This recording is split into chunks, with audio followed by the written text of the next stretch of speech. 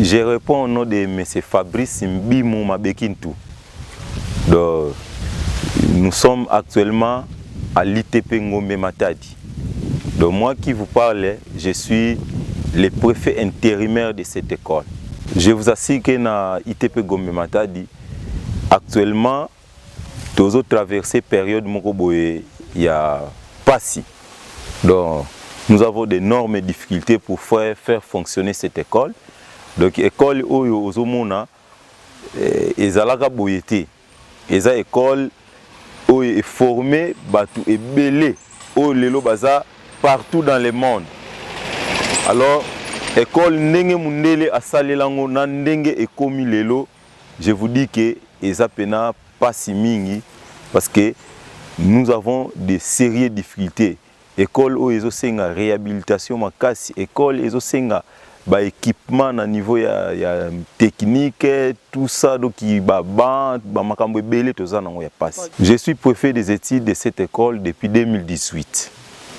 Donc nazo ça la 3e année na kati ya Ngombe Matadi. Alors, j'ai travaillé avec le préfet Lewis qui vient de passer 11 ans ici. Alors, compte tenu de quelques difficultés que nous avons connues au niveau de l'école, il faut intervenir parce que nous allons essayer de sillonner peut-être dans le bâtiment et il y a des fissures comme na kati ya école et il faut que le financement wana to luka ki ko créer un biso moko. Alors et sengaki ke ko déclasser ba mabende o ezalaki awa ya kala oyo bino ba yaya botika. Donc ce que vous avez laissé ici o ekomaki déjà caduc, démodé. Alors on a essayé de mettre tout ça dehors yango etekama pona etekama na mitraille. Mais est-il que le préfet était mal compris par la notabilité de la place, yango eluka départ naie. Mais avec cet argent, nous avons pu électrifier les ateliers avec le courant de SNEL. Donc le problème on avait des difficultés d'abord pour faire fonctionner les écoles, pour monter au Bamindele Batika. Les moteurs commençaient à consommer 25 litres par heure. Alors, na ndenge ya biso na mboka boye 25 litres par heure et comment qui difficulté makasi. Alors nous avons cherché d'abord connecter ces ateliers avec les réseaux SNEL. Mais par manque de moyens, yango esenga kito simba ba biloko ya kala oyo ezalaki na ba atelier mususu. Mais du moins c'était mal compris. Alors aujourd'hui, je suis vraiment ravi de voir que vous, les aînés qui sont passés par cette école, vous avez quand même le souci de réhabiliter cette école. En tout cas, un grand merci d'avance. Aujourd'hui, le développement d'un pays, c'est la technique. Biso awa, ceux qui te tamboli na batelier, vous verrez que batelier oyo etikala susu na ba équipement pena fiable te oyo ko sala ke no mwana erazui théorie wana erazui ngo faut appliquer pratique. Donc tozana nuna manquement ya ba matériel, ce qui otali na ba salle de classe ba banc eza insuffisant, ce qui otali même ba bâtiment okomona ba fissure eza tellement grave. Donc l'école est comme déjà yakala. Donc dans 5 ans, je ne crois pas que ekozalaka kaboye. Donc tozo risquer ba écroulement et salim. Na ba pe des moyens oyo biso moko tozo meka ko bunda. Ce qui to tamboli bokomona to bandaki même ko réparer quelques fissures. Mais du moins nous avons de sérieux problèmes na makambo etali ba matériel. Courant déjà, nous avons déjà gagné na côté ya courant comme courant ekoti. Moteur oyo ebandaki ko consommer biso. En tout cas etikala wana comme étant matériel didactique, peut-être bana batalaka na temps ya ba pratique. Mais à part ça, je vous informe qu'une grande école telle que ITP Boy, toza na outil informatique te. Donc misala nyonso tokosalisa awa, soit il faut recourir libanda, soit il faut utiliser la machine, l'ancienne machine daka. C'est ça que nous faisons. Donc nous sommes vraiment bités devant une difficulté énorme. Il y a souka et pas bino bayaya. En tout cas, ezake bosunga biso. Bosunga biso parce que nous sommes là pour former la génération de demain. Mais bana wana bazozwa pratique, bazozwa théorie, bourré de théorie dans la tête, eza pena kitoko mingi te. Toko sepela makasi, soki bo réhabiliter école oyo bo équiper yango ekozala eloko ya motu ya pona mboka.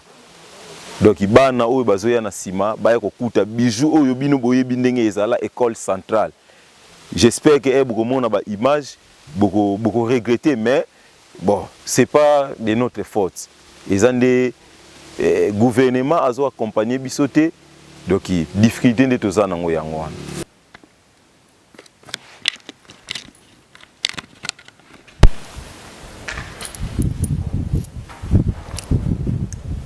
Bonjour papa. Bonjour. Papa, yebiso kombo na ezali na nipe yo ozali nani na kati ya ITP Gombe Matadi pe mbula nini oyo bandaki kosala awa kino lelo 2021. Bon, kombo na ngai Ngindu Salambiaku Jean-Marie. Alors, d'abord natanga awa tosilisa na 71 et na zongi na 75. Alors, on a comme chef d'atelier ELEC.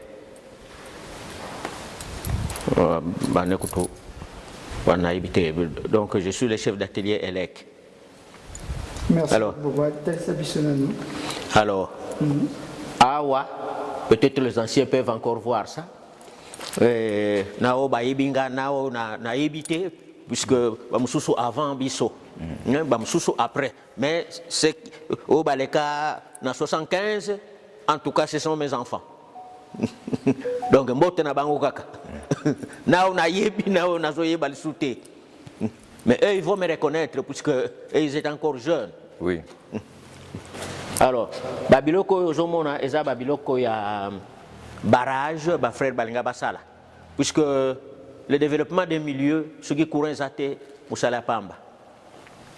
Alors, ma frère, Makango, il fallait passer la turbine d'ailleurs, très bien qu'on a l'ouest. Mais ils n'ont pas pu faire ça. Alors, ce sont ces histoires. Donc, ce qui traîne ici, alternateurs, accessoires, tout, les transfos, tout ça.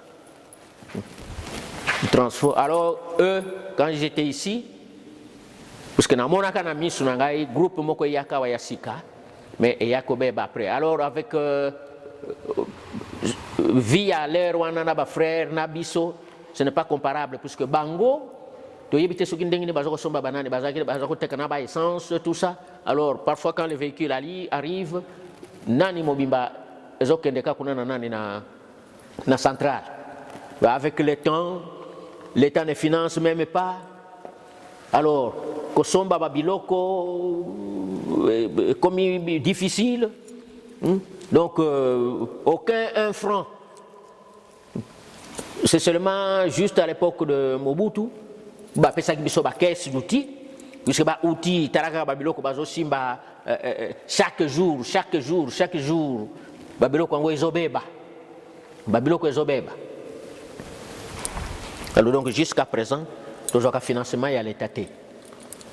Donc, comment bongo bana bafuta ko pe fute lipe ya manœuvre ko somba majuti difficilement biloko nyonso ya nyongo. Alors le moteur est vieillir ezoluka ba biloko ebele ba mafuta carburant tout consort.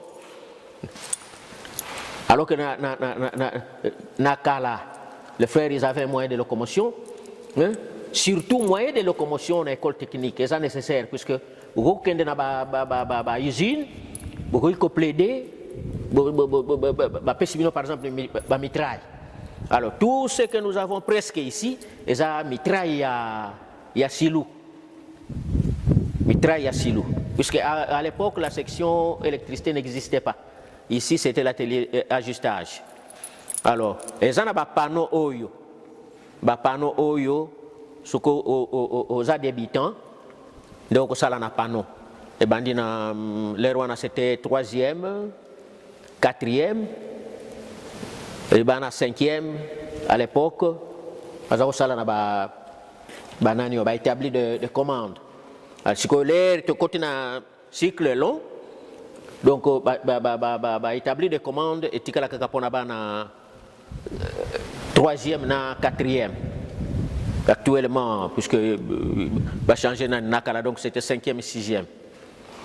Na 3e, donc première aujourd'hui, na 2e, on est basala kana panneau.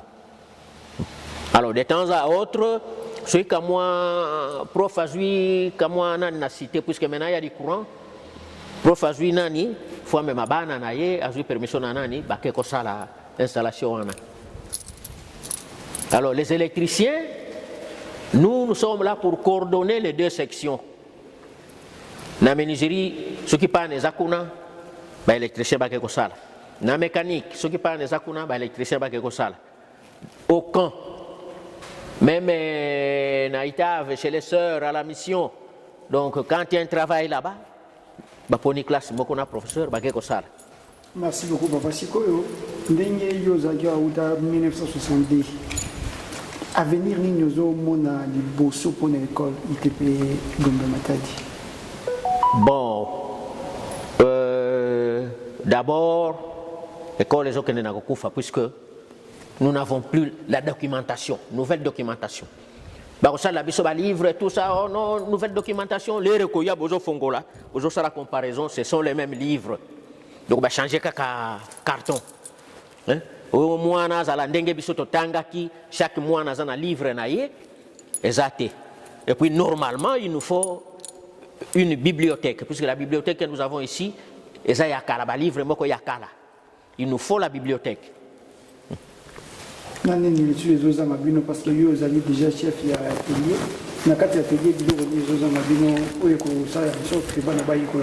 Bon, na kati atelier biloko zangi biso, ce sont les appareils. D'abord, surtout, na bana 3e na 4e. Ba contacteur comme il passe, tio kotinda contacteur na mwana. Ba po ba biloko tozo sala sikoyo, ezo uta na maboko abana mais il faut voir. Bamsupe bazoya na bango na biloko te. Ba biloko nete ba interpréteur banan or na kala c'était le contraire. Oya ko kuta ba câble to zoko ko lokota na lukala. Mwana zo sala montagne abandine kuna montage abandine kuna ti awa yemoko na pano. Yemoko. Alors c'était des histoires ramassées. La plupart des histoires qui sont ici, c'est la mitraille de Lukala et la chanique. Merci beaucoup, papa. Si vous avez par rapport à vos conditions de travail, vous vivez actuellement. Bon. Toujours la cas dans les. Ouais, papa, non? Donc, papa, non, oyo, yango, bana ba utilisaka, donc, remplacer ba mur. Mais si nous ni, puisque banda ba changer en on avance. 1975. Tisi ko yure kutu mususu tarandenge komi.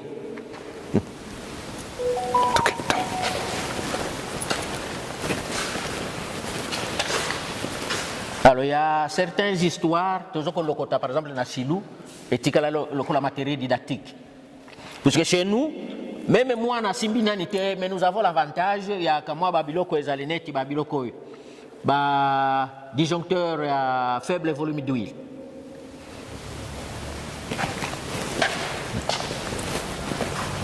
Na ba pompe à piston, c'est resté comme matériel didactique.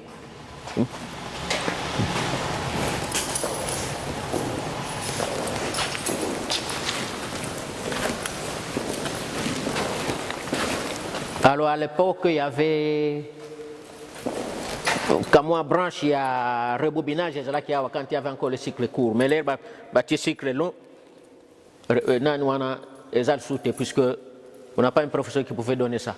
Babiloko, c'est monté sur place. par M. Mélis, avant qu'il soit inspecteur, nani wana 6 circulaire pour na kukata mabaya ba na 3e basala ba nani ba rosace en bois oyo pour na kukata ba bibende, puisque un électricien c'est un touche à tout. Donc du côté mécanique kazanaye, puisque avant même de commencer la section élect, il faut qu'on bande l'ajustage.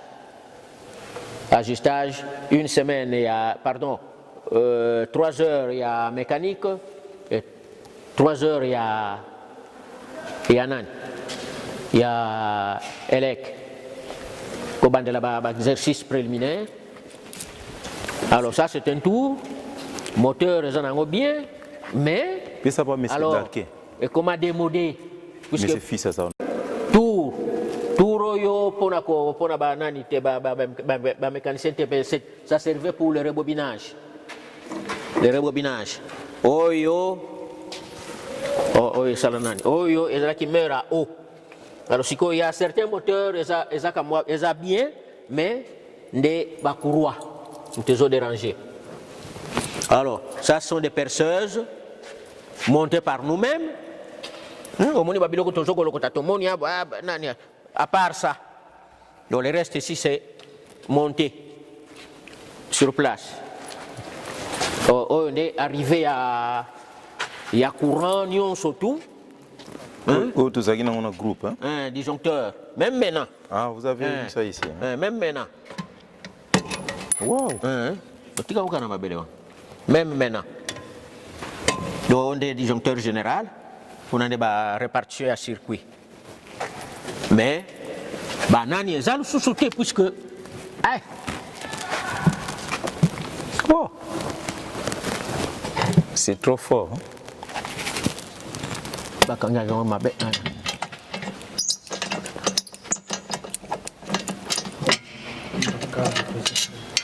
Voilà.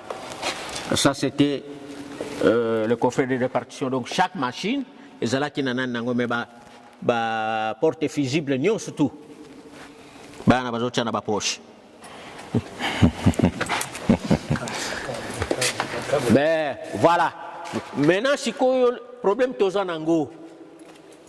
Le kola ba câble zoko sala la na groupe, tantôt esali et vendi nango 1 mois esala kanango te. Maintenant nous avons un courant permanent. Ça nécessite le remplacement de nouveaux câbles. Pour banda ko sala na courant ya SNEL puisque est permanent. Haute tension. Et ça courant permanent ya kala ba câble normalement il faut que ça soit changé puisque ba câble ezana ya sikate tozo ko lokota na lukala soki to lokotiler to ko ya to bandi ko sonner soki eza bien to ko bomba kuna kaka mwana nani ekufi to zuka ka eloko ya kala to ko remplacer.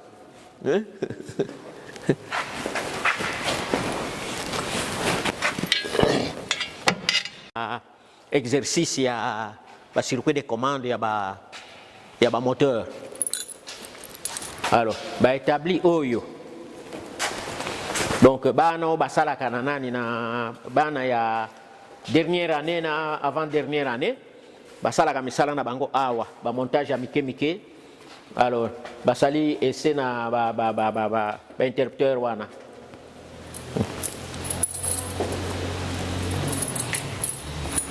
Donc, nous avons Oyo, et outa local.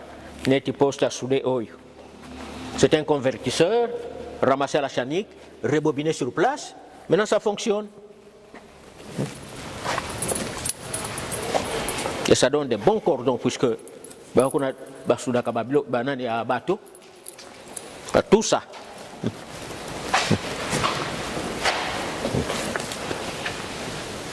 Oignon surtout. Alors, c'est ici où vous trouverez les moteurs à courant continu.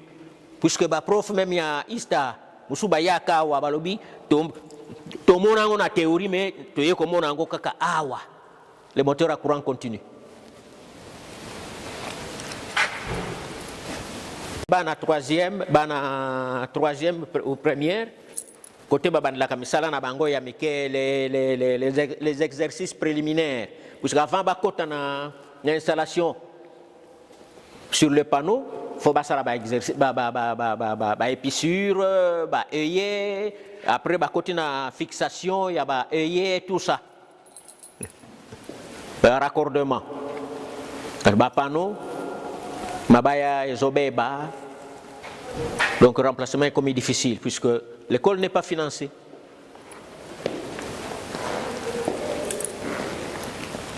Les magasins. Na ba matériel tozangi ba matériel belé net ba sonnerie pour na ba na troisième. Mécanicien, le compresseur de compresseur. Kuna na suka pe compresseur. Donc eloko zozanga kurua mais awa nde compresseur kufa. Donc kuna nde batwa inga shaba bazako salela. Alors ça c'est notre magasin. Alors, du côté magasin, nous avons aussi des difficultés. Appareil dans le laboratoire, appareil de mesure, nous surtout. Au Babiloko ya labo, au moteur oyo, les yangwan to sala kabaïse. Donc ce qui les toujours que de local, ce qui to loko titoye to poni ba moteur à bien, à to ti aw, pour na balle. Alors les appareils de mesure ya labo.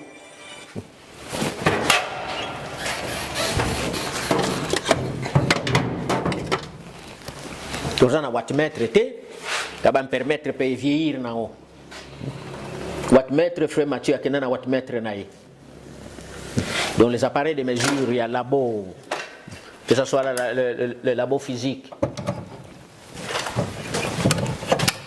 Le appareil musu yangoan. Wana ya komonte kakameya original. L'appareil de mesure, appareil des essais, il y a un montage basalak.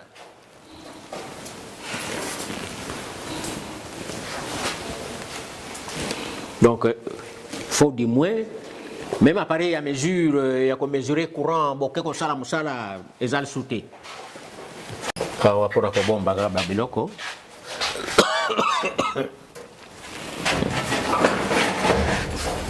On y a sto oyo biloko ya laboratoire, mais comment on a pince en métrique ou comment on a démodé. Bon. Moi, c'est M. Bouingwa Banza Achille, ancien élève de l'école Nathalie Awa de 2003 jusqu'en 2016 et dans le professeur de l'école. Biso a tous un atelier mécanique. L'atelier mécanique Awa, nous allons faire papa biso déjà papa Mabadi Ngazi na papa Adrien. Bango bazalaki ancien ya atelier mécanique Awa. Les noms bakei na bango biso ba jeune de Tikali des deux responsabilités et aux chefs d'atelier. Pour les ateliers mécaniques, nous avons une machine brouillée, mais ils ont la signification. Nous avons la partie où il y a ajustage, nous avons la partie où il y a bateau, nous avons la partie de la machine où nous avons la c'est quoi il y a la partie ajustage. Côté partie ajustage de l'épaule. Alors,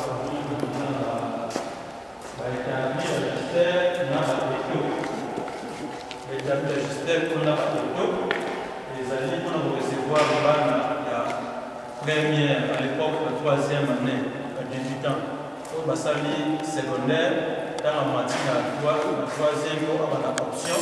Ndeba bandilaka awa lokola ajustage. Yangonde awa ezali endroit oyo bana troisième basalaka pona ajustage ezali établi d'ajustage on a baeto oyo bana basalaka ajustage tozana ba marbre de vérification tant moi sali pièce allumée il faut vérifier na marbre ce qui pièce naie eza penza na équerre awa nde ezali côté ya troisième pona ajustage ce qui ajustage esili moi na mati niveau tokei sikoyo akomi tourneur na tanga komi tourneur toye na ba machine oyo babengi tour malgré eza ba machine oyo eza nde base ya formation ya tourneur mais du moins de selon évolution de technologie siko kei na ba usine minene ba machine oyo koma déjà démodé ba marque oyo etikala te to koma siko na ba tour numérique ba tour mais oyo net ezali base y a un tourneur ayebi déjà ba essentiel nyonso yango wana tozana ngo o eza en bon état yango tosalelaka donc mwana oyo mati niveau comme na 4e akomi tourneur yango tosalaka awa malgré tozana na difficulté ba pièce pour na kosala ba biloko oyo tosengaka na ba outils mais du moins on a expliqué ezali nanu essentiel au côté de tournage ba machine yango tosalelaka mais ba machine yango mususu ezaya ko beba ozomona o nyoso oyo ezana ngo biloko tout beba ezana ba monument et kufa donc actuellement côté tozaka na deux machines donc difficulté tozana ngo awa na école oyo otozomona oyo ezana ngo ba machine mais eza déjà démodé tozana posa tozwa ata exemple ata ya tour moko numérique oyo ko aider école pour bana pe bazwa technologie ya sika oyo normalement eza technologie ya kala mais eza nango lokola kaka base ya mwana yebi déjà différentes parties à tout mais ndenge évolution technologie tozo kendele ba oyo déjà comme démodé siko photo lukata exemplaire moko ya tour numérique oyo ko yata na école pona aider bana baye ba pe ko salela ba tour numérique oyo eza moderne sikoyo oyo nde côté ba tournage oyo ba tour tozomona oyo mususu eza nango mabe mais du moins yango nde ba belge batika yango tozaka nango tisikoyo na école ezali per 16 mais ezali kokufa parce que eza na moteur nango te moteur d'entraînement nango ezalaki awa moteur o bakurwa mais sikoyo eza pe bloqué esalaka susu te mais du moins etikala lokola matériel didactique comme ndenge etikalaka boye mais esalaka susu te même ma o le susu toujours eza per 16 o susu esalaka susu te oyo susu moteur nango elongwa esalaka susu te toyeli susu na oyo ba groupe oyo susu eza per 16 esalaka susu te per 16 totikala nango oyo esalaka yango oyo nde yango toza nango esalaka mais eza pe kaka soki lelo oyo pe ba moyen monene nango bakobasala susu per 16 moko oyo eza professionnel oyo ya nouvelle technologie ya sika mais du moins oyo yango totikala nango eza en bon état esalaka ti lelo oyo yango c'est pas biso pour la pratique toujours pour na bana 3e pour na la pratique Chine et babengi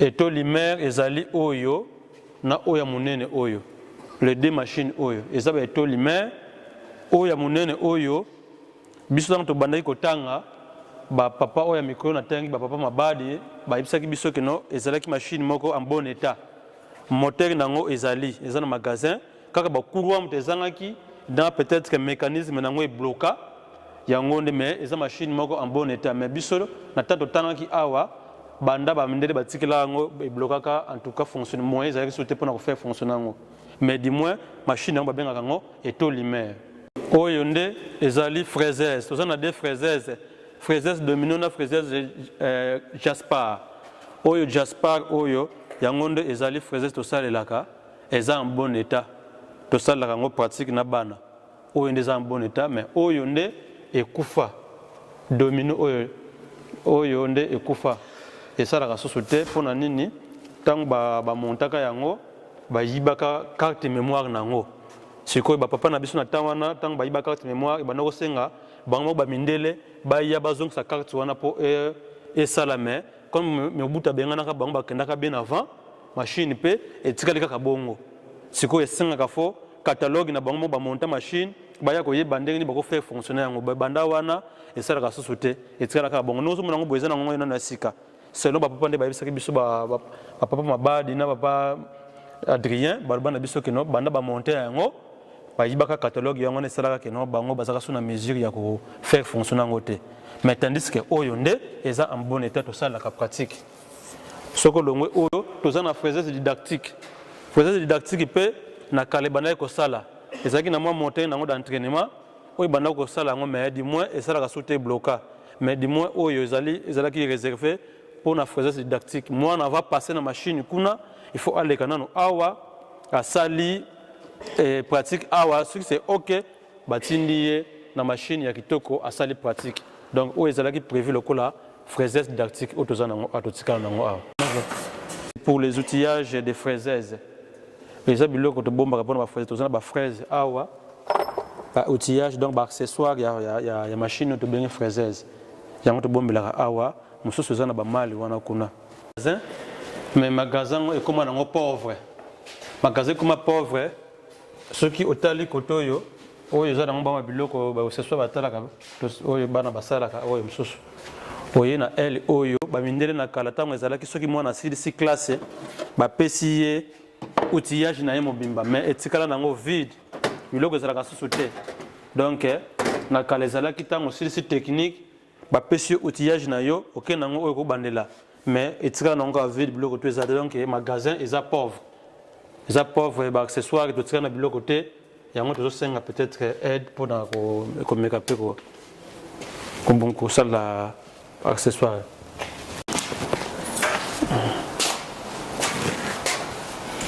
Awa mpe susu tobombaka mwa kelke biloko eza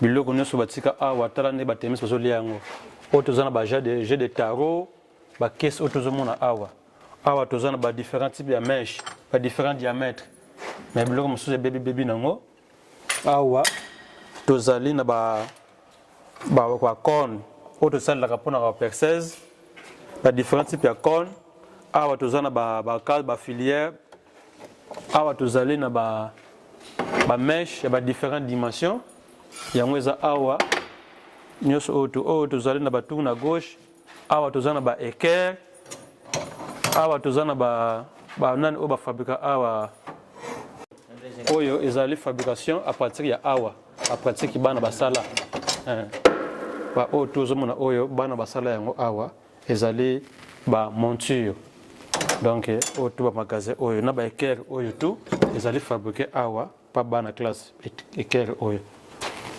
donc yango wana magasin ekomi pauvre biloko ekomi kopola awa nde koto oyo soki moyen kozala forge ekufa baaccessoire kaka pamba etikala awa nde aboma oyo tozali na bapince oyo ezalaki utilisé mpona forge mais malheureusement forge etikala te ekufa libela soki kozongaka peut-être soki bamoyen ye tozongisi forge mpo eza très important mpona forge mpe ezala biloko nyonso donc oyo bamagasin ya outillage oyo deuxième magasin yango oyo toza nango oyo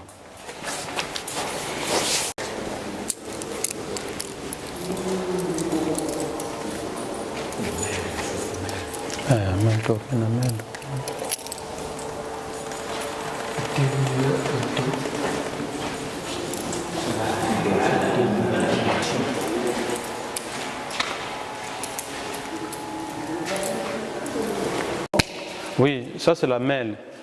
Mêle de toza nango awa mibale oyo totika nango en bon état yango oyo mais toza na difficulté ya ba pierre oyo totika pona ko limer ba outil.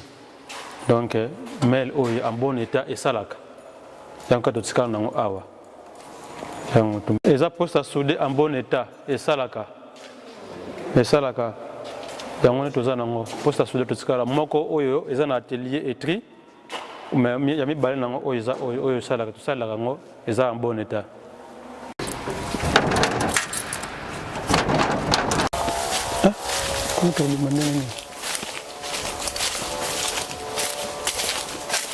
Awa tozalaki atelier ya forge oyo yango ozomona toza na ba eto à pied oyo ezalaki mpona kokanga eloko soki ochauffe yango na moto oye nango awa soki olingi osala misala moko lourd yango toza na baeto api awa toza na banclim na baplace oyo nyonso ezalaki mpona kobeta enclim toza nango oyo ezalaki mpona soki ochauffe eloko mpona kobeta awa na batable oyo to ezalaki baforge oyo mais etikala so te kufa nango oyo to donc côté oyo nyonso ezalaki réservé mpona pratique ya forgeage. Mais ici, on peut entrer. Oui, là, on peut entrer. C'est vraiment la sortie où nous avons des difficultés. Où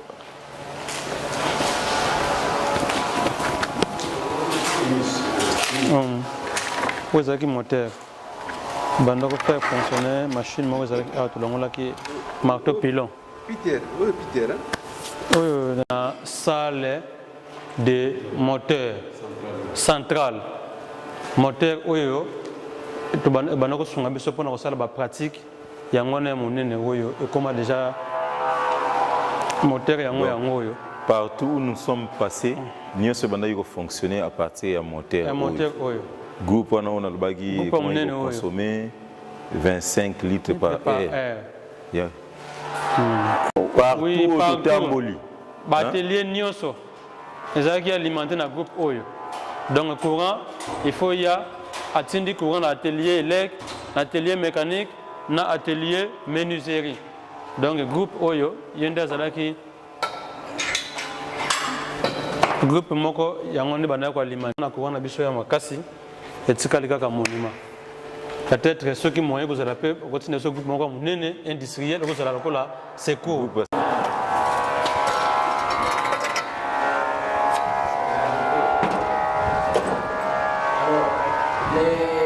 Les ateliers fonctionnaient à partir de l'alternateur.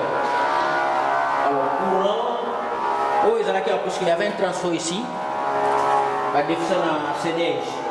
Ce courant était transformé à partir d'ici, donc les gens en moyenne tension. Ndambo et que na ETSA, ETSA, et puis il faut changer d'état. Donc, on y tout côté haute tension. Donc, arrivé à l'ouest de Yangoui, le câble côté Mourago, Oyo, sorti et qui n'a fait, pour faire ça courant dans l'école, dans sans herbe. Mais à partir d'Awa, le bâtiment est l'écolo, ça fonctionne directement en alternateur, même les ateliers. Groupe oyo mutukia kwama Kimis. J'aime les oyo barola qui pour nani ya courant. J'aime nani de Betafant. Kilas, baso waluki yango bakena nani on a travaillé sali tout mais ça n'a pas tenu. Alors nani sumta ngaga sombango.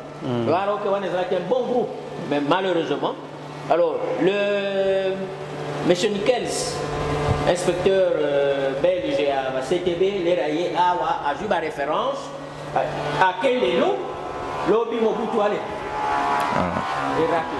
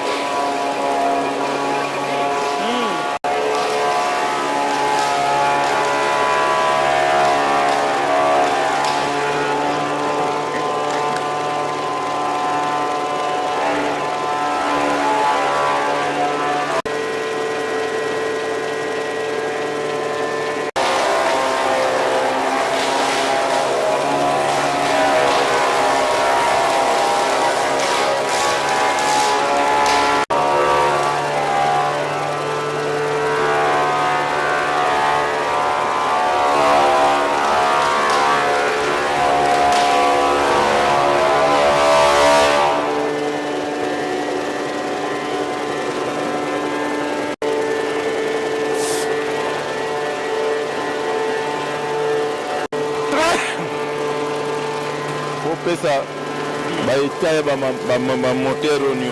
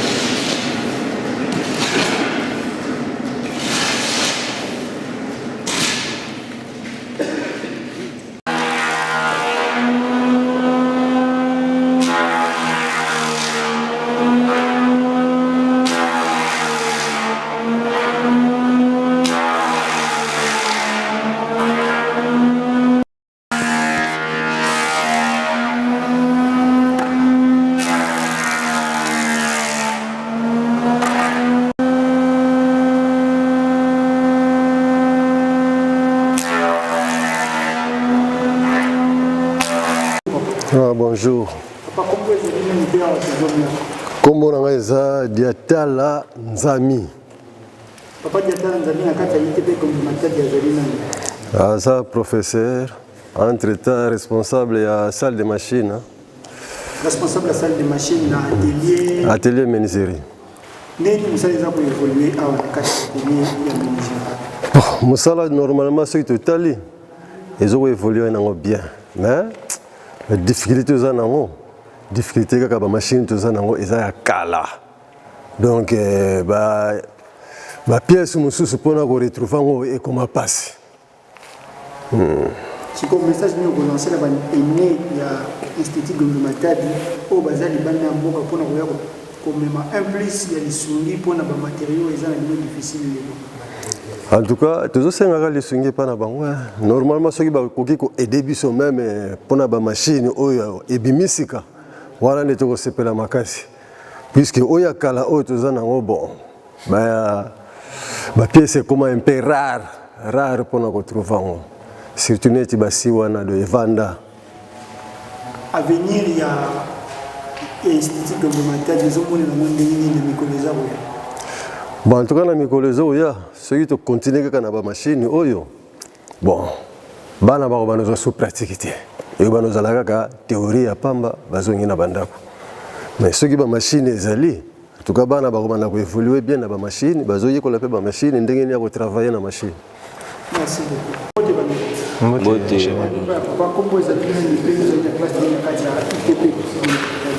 Kombo na ngai ezali Mbaki Nsaku, entre temps naza na 4e menuiserie finaliste.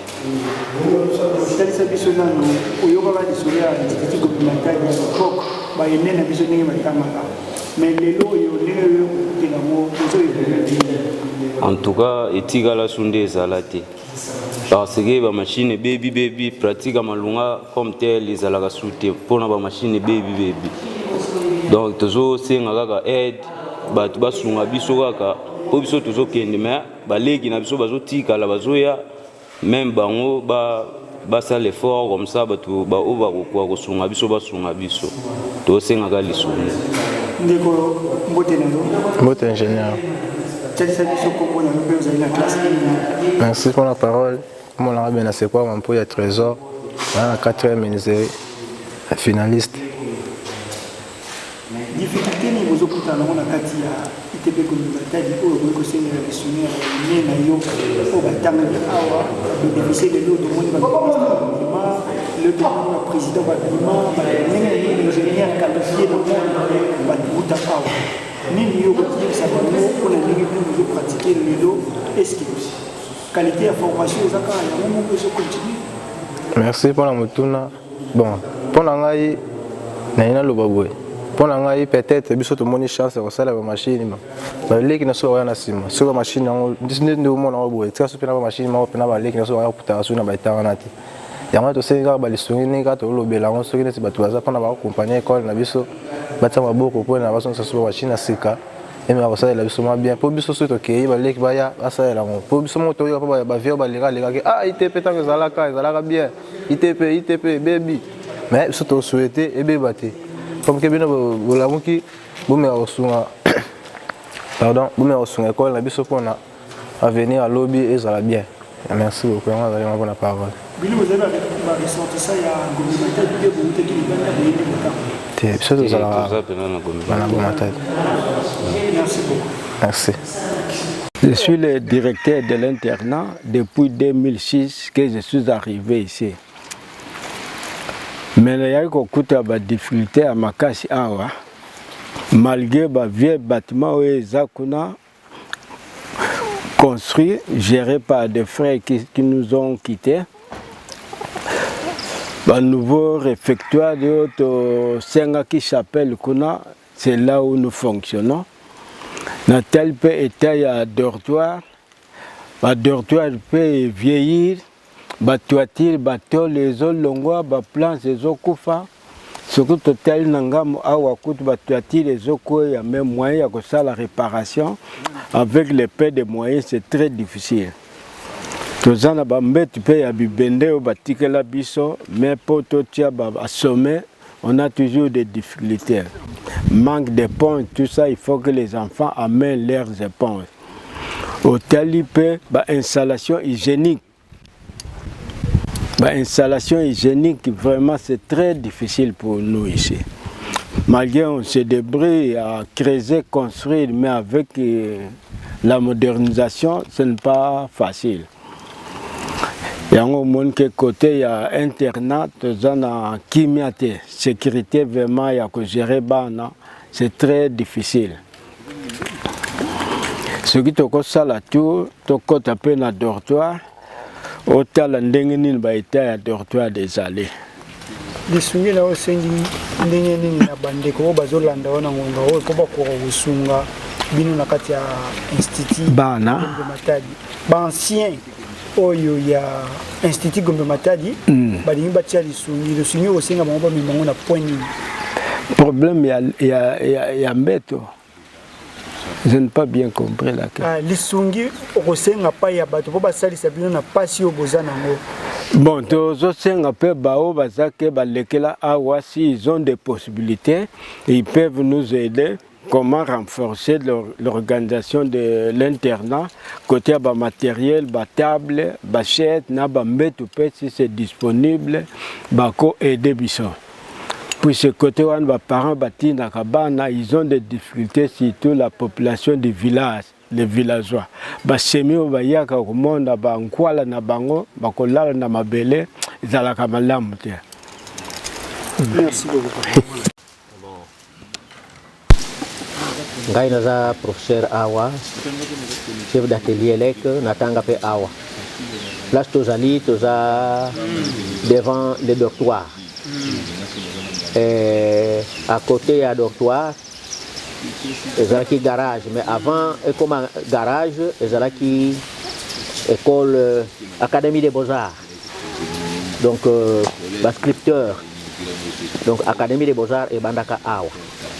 Et puis bâtiment ozomona après place wana académie bâtiment wana ezalaki liboso école primaire, donc bafrère bazalaki na système soko silisi 5e primaire na ba école nationale, puisqu'ils appelaient ça école nationale du Bango. Ils ont 20. Alors, ceux qui aussi ici 5e primaire, ils ont obligé, il y a sous concours pour aucun de na 5e sélectionné. Vous allez 5e sélectionné, ou bien 6e, après 5e, ils ont éparpillé bana. Donc, ils ont na Boma, ils ont na Tumba, Konzo, en ce moment-là. Alors, par après, il y a la menuiserie, école primaire, ezalaki me ezakende na kokufa. Basali menuiserie, basali pédagogie, soki pédagogie ezalaki 2 ans et yapé. Soki oye osali concours na menuiserie aux 8, ok ko sala 2 ans et yapé pédagogie. Osali 2 ans et yapé. Alors ceux qui ont réussi, ok na menuiserie. Allez, bah ça banane yo ba mécanique 2 ans. Place ba papa m'a vidé la batanga avec son bon français mo kondi maté au kanisa universitaire. Donc 2 ans, mais il faut ça l'examen. Donc ceux qui au long na 4e, aussi ici na 4e, vous êtes diplômé, aux en a droit, il y a que kotanga non akin. Ok, vous complétez le cycle. Alors, il faut changer 4 ans de pédagogie, primaire et Koufi. Donc, il y a commis 2 écoles dans Saint-Témo au Kakawa. Donc, il y avait la technique, directeur, frère directeur, la pédagogie, frère directeur. La pédagogie s'arrêtait en 4e, et puis, il y a Tumba.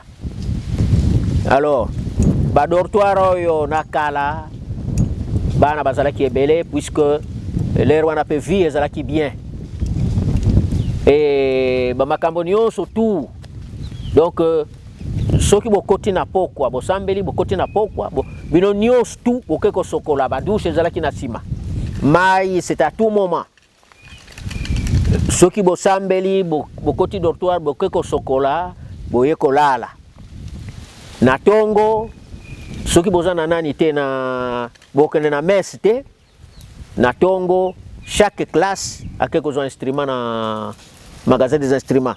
Ngai moko le nakomaki na dernière année, j'étais le chef du magasin des instruments.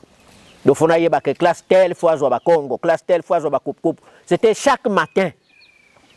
Ba musuko kombo la balabala puisque nzela o ezalaki ti na etsa. Alors l'heure wana ezalaki 2 gon na 11h30 soki bobimi, boke réfectoire bolé, mais bozana droite ya kokota na dortoir puisque ba maison jaune ezakuna, c'était des hangars de valises. Ba valise nyonso to ezako bomba makuna. Na moi okoki komona mutu na dortoir te. Ba élève nyonso tu kuna na sanzel. Donc toujours kotaka na dortoir na peut-être go yana cahier na yo, mais les cahiers restaient à l'école là-bas puisque il y avait études les après-midi na 13h et puis le soir puisque l'heure on ezaki 2 gons. Ezalaki 2 gons. Alors, biso le toyaki tozoko même ba pince théo, ba pince universel tout ça, le tout on rencontrait ça à l'école, même ba câble. Parce que eux ils avaient l'habitude soki bokeko ça la stage. Bazako senga mbongo te. C'est la mitraille qu'ils demandaient. Raison pour laquelle la chanique na ba compagnon mususu neti ba vinquier tout ça. Ozomona bazotindi la biso ba boîtier ya sika. Bozolo kota ba câble ya kala tout ça tozo yanango ba moteur tout ça et tout ça ça fructifiait l'école. Donc babiloko mususu ya eza awa eza ya nani te. Alors sexuel que ezalaki soki moteur ekufi quelque part non moni moteur eza na même capacité ba ke ba remplacer. Alors le stage était obligatoire soko komi na 4e. Et parfois, bozana nani na bokomi na dernière année, boke na bino na tumba, boke ko sala, boke na lukala, boke ko sala, mais tozolala na tumba. Chaque tongo camion iko zo biso tokei. Je me souviens, les to salaka installation ya cité moko kuna. Donc on renouvelait les installations. Donc tozolala na tumba, tozolia pe na réfectoire puisque c'était les mêmes écoles. Tozolia na réfectoire, ti nyonso tout camion zo biso tokei. Na pokwa tozongi. C'est une belle époque où on a pris zonga. Et vous savez, nini na baïné au keba memelabino. Belle époque où on a zonga sur un avenir. Belle époque où on a pris zonga. D'abord, il faut battre ouvert. Surtout les gens d'ici, il faut battre ouvert. Parce que depuis que je suis là, papa moko kaka na mona ya mungala. Après ça, don na menga. Les Rwanda beso tuzotangawa. Apesa don na menga. Ayeko pesa don ya ban métallique o ezakuna. Ayeko pesa Land Cruiser ya Sika Toyota o de fe frère Cyril azokotam.